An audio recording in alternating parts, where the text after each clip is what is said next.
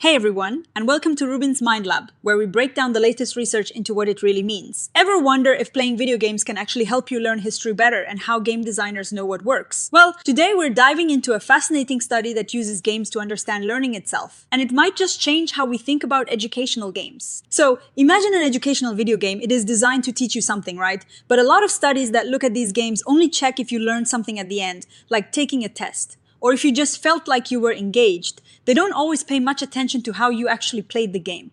That is like judging a chef only on how the finished meal looks, not on how they chop the vegetables or season the sauce.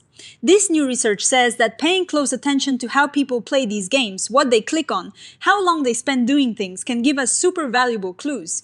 It is not just about whether learning happened, but how it happened. The researchers in the study developed a game called Limes, which is all about Roman history. It is like a story-adventure game where you explore and learn about the Roman frontier. But Limes wasn't just created to be fun and educational. It was also built to be a kind of laboratory. They wanted to see if they could use the data from how people play the game to actually make the game better and to understand learning more deeply. The big idea here is about using what we call behavioral data. Think of it as a game's diary. Every click, every time you open a menu, every second you spend looking at something important, the game can record all of that. This isn't just spying, it is about understanding the player's journey. So, what did they do with Limes? They set it up so that different parts of the game could be studied separately. A really cool part of Limes is its Codex system.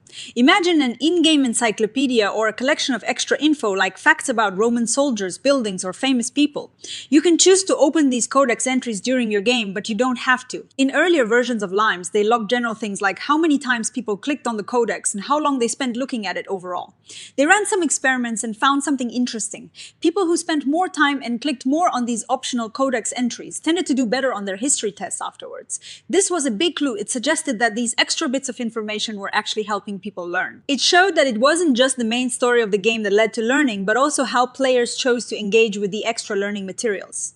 This is crucial because it means that specific design choices within the game, like having this Codex feature, can directly impact learning outcomes. It is not just a black box where the whole game either works or doesn't. They could start to pinpoint why it works. Now, here is where the research gets really interesting because they saw this link between using the Codex and learning. They decided to improve it. They realized that just having the Codex might not be enough. Maybe players weren't noticing it or weren't sure if it was important. So they decided to redesign the game and how it tracked things. They created Limes Master Edition. This new version added visual cues to make the Codex more noticeable. Think of little animations or pop-ups that gently nudge you to check out the Codex. They also added prompts at the end of game levels, suggesting players can go back and review Codex entries later. But the biggest change wasn't just to the game itself, but to how it recorded data. Instead of just tracking general Codex use, the Master Edition was designed to log interactions with each individual Codex entry. This means the game can now record when you open entry A about Roman forts, how long you spend reading it, and if you click on any images within it. This is a huge leap in detail. This allows for super precise analysis. They can now see if players are focusing on the most important historical topics that are usually taught in schools, or if they're just randomly clicking around. This level of detail is what helps researchers move from games can help learning to this specific feature in this game. When used in this way, supports learning of this specific concept. So, what are the big takeaways from this? First, using behavioral data from games isn't just extra information. It is essential for understanding how learning happens. Traditional tests tell you if someone learned, but game logs tell you about the player's journey and engagement. Second, this research shows that we can use this data to improve game design itself. When they saw that Codex use mattered, they enhanced the Codex. This iterative process, where findings lead to design changes which then lead to more data collection, is a powerful way to create better learning tools. Third, it highlights that when we design games for research, we need to think about analytically tractable units. That sounds fancy, but it just means designing game features in a way that they can be measured and studied. So, if you want to study if a specific type of clue helps solve puzzles, the clues should be distinct and their use logged separately. Now, let's talk about the so what for us. For everyday learners, this means that educational games are becoming smarter.